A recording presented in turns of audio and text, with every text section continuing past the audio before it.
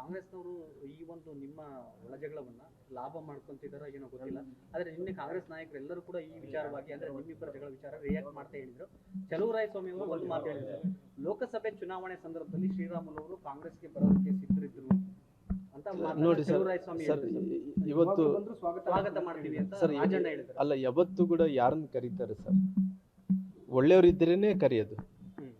ಬಹಳಷ್ಟು ಮಂದಿ ಒಂದು ಪಾರ್ಟಿಯಲ್ಲಿ ಇರ್ತಾರ, ಅಲ್ಲೇ ಪಾರ್ಟಿಗಳಲ್ಲೇ ಒಜ್ಜೆ ಆಗಿರ್ತಾರ, ಎಲ್ಲೋ ಒಂದ್ ಕಡೆ ರಾಜಕಾರಣ ಮಾಡ್ತಿರ್ತಾರ, ಹಿಂಗ ಮುಖ ತಿರುಗೋಳ ಕಡೆನೆ ಬೈಕೊಂತಿರ್ತಾರ.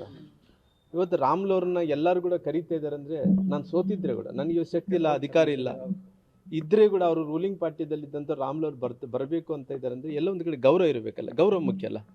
ಹಂಗಾಗಿ ಅವರೆಲ್ಲರೂ ಕೂಡ ನನ್ನ ಗೌರವದಿಂದ ಅವ್ರು ಕಂಡಿರೋ ಕಾರಣ ಇವತ್ತು ರಾಮ್ಲವರು ಇವತ್ತು ಅನೇಕ ವರ್ಷಗಳಿಂದ ಪಾರ್ಟಿ ಈ ಭಾಗದಲ್ಲಿ ಹೈದರಾಬಾದ್ ಕರ್ನಾಟಕದಲ್ಲಿ ಕಟ್ಕೊಂತ ಬಂದಿದ್ದಾನ.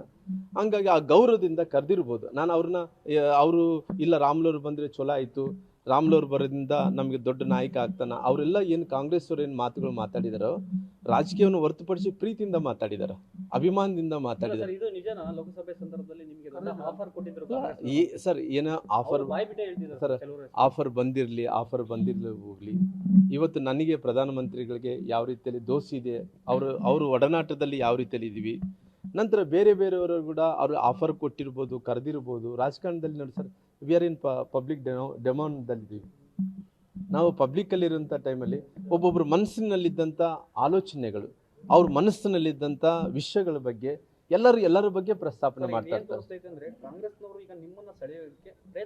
ಅಲ್ಲ, ನಾನು ನೋಡಿ ಸರ್, ಇವತ್ತು ನನ್ನ ಮನಸ್ಥಿತಿ ನೋಡಿ ಸರ್, ಯಾರೋ ಸೆಳೀತಾರ ನಾನು ಹೋಗ್ತೀನಿ, ಯಾರೋ ಹೇಳ್ತಾರ ನಾನು ಕೇಳ್ತೀನಿ ಅಂದರೆ ನನ್ನ ಮೈಂಡ್ ಸೆಟಪ್ ಇರಬೇಕು ಸರ್. ನನ್ನ ನಿರ್ಧಾರ ಇರಬೇಕು. ನನ್ನ ನಿರ್ಧಾರ ಏನಿದೆ, ಪಾರ್ಟಿ BJP ನನ್ನ ಪಾರ್ಟಿ, ತಾಯಿ ಇದ್ದಂತೆ ಆ ಪಾರ್ಟಿ ಯಾವತ್ತಿದ್ರು ಕೂಡ ಸೇವಕನಾಗಿ ಕೆಲಸ ಮಾಡ್ಬೇಕನ್ನೋದು ಅಲ್ರಿ ಸರ್.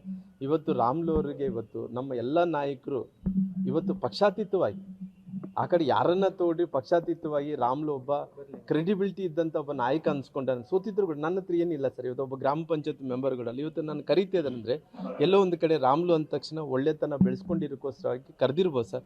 ಅವ್ರು ಕರೆದಿದ್ದಾರ, ನಾನು ಹಿಂಗ ಅಂದ ಹೇಳೋಕ್ಕೋಗಲ್ಲ ಸರ್. ಅವ್ರು ದೊಡ್ಡತನಿಗೆ ನಾನು ಯಾವತ್ತೂ ಕೈ ಮುಗ್ತೀನಿ. ಇವತ್ತು ಕಾಂಗ್ರೆಸ್ ಅವರು ಚಲುವರಾಯಸ್ವಾಮಿ ಹಿಡ್ಕೊಂಡು, DK ಶಿವಕುಮಾರ್ ಅವರು ಹಿಡ್ಕೊಂಡು, ನಂತರ ನಮ್ಮ ರಾಜಣ್ಣವ್ರು ಹಿಡ್ಕೊಂಡು, ಸತೀಶ್ ಅಣ್ಣವ್ರು ಹಿಡ್ಕೊಂಡು ಎಲ್ಲರೂ ಕೂಡ ರಾಮ್ಲು ಅವರಂದ್ರೆ ಏನು ಗೌರವನ ಕೊಟ್ಟಿದ್ದಾರೆ ಅವ್ರಿಗೆ ನಾನು ಕೈ ಮುಗಿದು. ಯಾಕಂದರೆ ಅವ್ರಿಗೆ ಯಾವತ್ತಿದ್ರೂ ಕೂಡ ನಮ್ಮ ನಾಯಕರಾದಂಥ ಸದಾನಂದ ಗೌಡರು, ನಮ್ಮ ರಾಷ್ಟ್ರೀಯ ನಾಯಕರಾದಂಥ ನಡ್ಡಾಜಿಯವರು, ಪ್ರಹ್ಲಾದ್ ಜೋಶಿ ಸಾಹೇಬರು, ನಮ್ಮ ಸಂತೋಷ್ಜಿಯವರು, ನಮ್ಮ ಸಂಘದ ಎಲ್ಲ ಪ್ರಮುಖರು ಎಲ್ಲರೂ ಕೂಡ ಜೊತೆಲಿ ನಮ್ಮ ಪಾರ್ಟಿಯಲ್ಲಿದ್ದಂಥ ಬೊಮ್ಮಾಯಿ ಸರ್ ಹಿಡ್ಕೊಂಡು, ಅಶೋಕರು ಹಿಡ್ಕೊಂಡು, CT ರವಿ ಹಿಡ್ಕೊಂಡು, ಸದಾನಂದ ಗೌಡ್ರು ಹಿಡ್ಕೊಂಡು ಎಲ್ಲರಿಗೂ ನಮ್ಮ ಕೋರ್ ಕಮಿಟಿ ಸದಸ್ಯರೆಲ್ಲರೂ ಕೂಡ ರಾಮ್ಲು ಅವ್ರ ಪರವಾಗಿ ನಿಂತಿದ್ದಾರೆ. ಅಂದರೆ ಅವರೆಲ್ಲರಿಗೂ ನನ್ನಲ್ಲಿಲ್ಲಂಥ ಒಳ್ಳೆತನಗಳು ಇರೋ ಕಾರಣ ಅವ್ರು ನನ್ನ ಹಿಂದೆ ನಿಂತಾರೆ. ಹಂಗಾಗಿ ಅವ್ರು ಯಾರು ಕೂಡ ನಾನು ಅಸಹ್ಯದಿಂದ ಅವ್ರು ಮಾತಾಡಿದಾರ ಹಿಂಗೆ ಹೇಳಕ್ ಹೋಗಲ್ಲ ಸರ್. ಅವ್ರ ಪ್ರೀತಿ ಯಾವತ್ತೂ ನಾನು ಋಣಿ ಆಗಿದ್ದೇನೆ. ಬಿಜೆಪಿಯಲ್ಲಿ ಗೌರವ ಸಿಗದೇ ಇದ್ರೆ ಮುಂದೆ ಕಾಂಗ್ರೆಸ್ಗೂ ಮುನ್ನಡೆ ಮಾಡ್ತಾರೆ ಸರ್. ನನ್ನ ಸ್ಟ್ಯಾಂಡ್ ವೆರಿ ಕ್ಲಿಯರ್ ಇದೆ. ಮತ್ತೆ ನಾನು ಮುಂದಕ್ಕೆ ಅದನ್ನ ಬಳಸಕ್ ಹೋಗಲ್ಲ, ಸುತ್ತಿ ಬಳಸಿ ಮಾತಾಡಕ್ ವೆರಿ ಕ್ಲಿಯರ್.